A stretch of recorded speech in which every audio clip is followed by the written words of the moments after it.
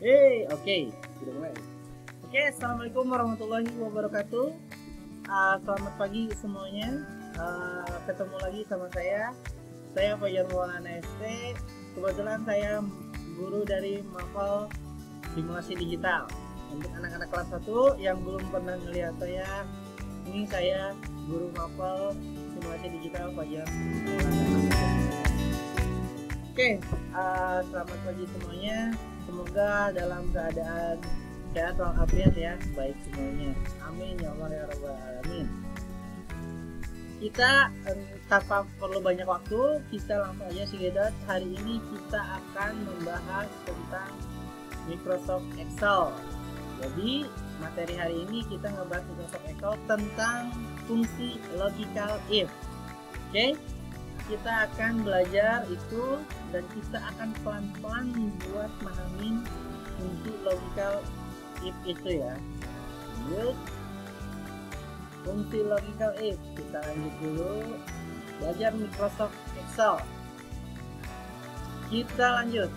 Apa sih Microsoft Excel itu sendiri? Kita akan bahas dulu Microsoft Excel, sedikit tentang Microsoft Excel. Apa sih Microsoft Excel itu sendiri? Merupakan program aplikasi spreadsheet atau lembar kerja elektronik. Fungsi dari Microsoft Excel itu sendiri adalah untuk melakukan operasi perhitungan serta dapat mempresentasikan data ke dalam bentuk tabel. Simpelnya seperti ini. Microsoft Excel itu adalah sebuah aplikasi pengelola data atau angka. Beda halnya dengan Microsoft Word ya. Kalau Microsoft Word itu sebuah aplikasi pengolah kata, bukan data. Oke. Nah, di materi hari ini kita akan membahas tentang fungsi logikal.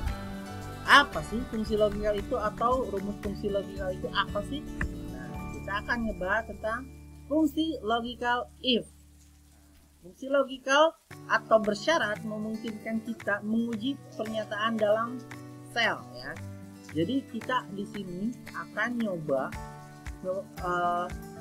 menguji pernyataan yang ada di dalam sel. Kita akan menguji pernyataan ya. Nah, fungsi bersyarat ini adalah suatu kondisi atau if yang hasilnya bergantung pada benar atau salahnya pengujian. Jadi ada dua kemungkinan ya, kalau nggak benar ya salah. Oke, kita lanjut. Namun fungsi logikal memerlukan operator pembanding ya. Jadi ketika kita mau menguji sesuatu nilai, kita harus mempunyai operator pembandingnya dulu. Gitu. Jadi apa sih operator pembanding yang cocok sama pertanyaan nanti? Nanti kalian akan dapat yang namanya soal tentang fungsi logical if ya. Di situ nanti kalian harus cermat. Jadi kalian harus tahu operator pembanding apa yang tepat untuk soal itu. Oke? Jawaban dari soal itu, oke? Kita lanjut. Saya di sini akan memberikan contoh. Saya akan contoh penulisan dan memberikan contoh tugas untuk kalian isi, nanti kalian kirim ke saya, oke? Nah, di sini operator pembanding itu sendiri seperti yang ada di layar ini. Coba kalian lihat dulu, sama dengan, lebih kecil dari, lebih besar dari, lebih kecil sama dengan, lebih besar sama dengan, tidak sama dengan.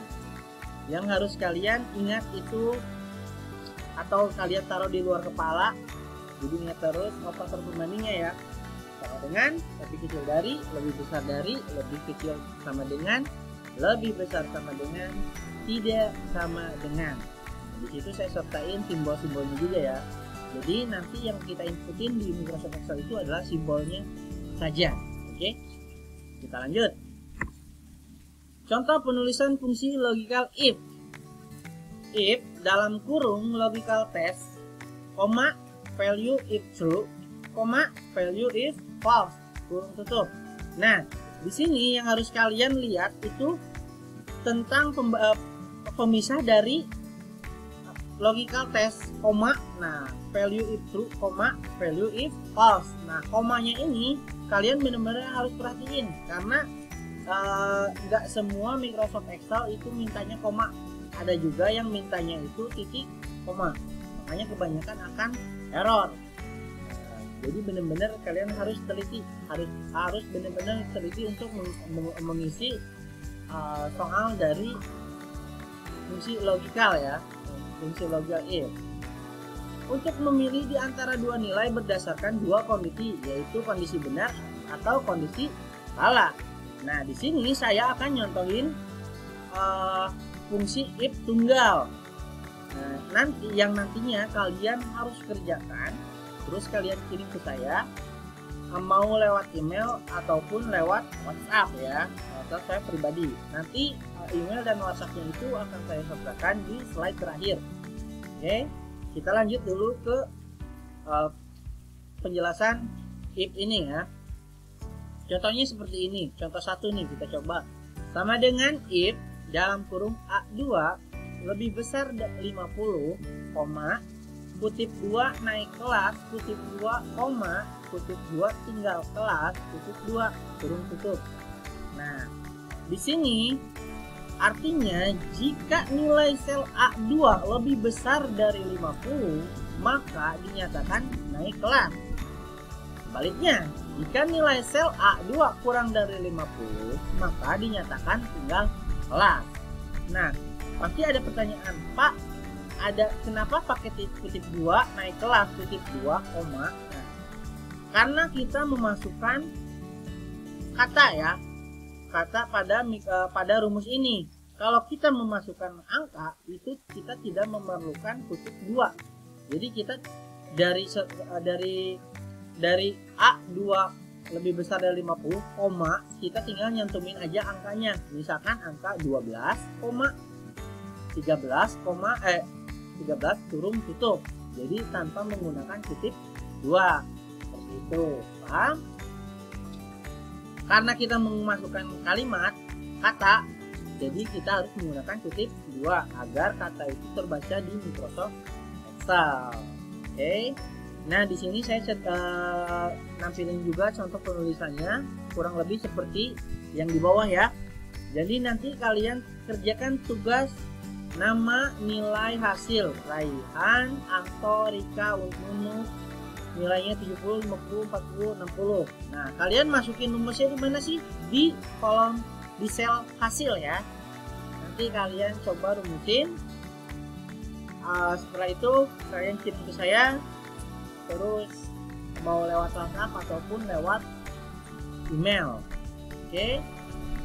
Kalau kalian belum paham, coba kalian putar ulang video ini, terus kalian teliti lihat cara penulisannya cara kerjanya kayak gimana. Nanti kalian bakalan paham kok lama-kelamaan, dan saya berharap kalian paham semuanya. Amin ya Allah ya Rabbal alamin. Jadi intinya seperti itu. Untuk pembahasan hari ini saya rasa cukup. Terima kasih. Kalaupun ada yang mau ditanyakan atau kalian kurang paham, boleh kalian WhatsApp ke WhatsApp pribadi saya sendiri. Oke, terima kasih. Assalamualaikum warahmatullahi wabarakatuh. Jangan lupa bahagia.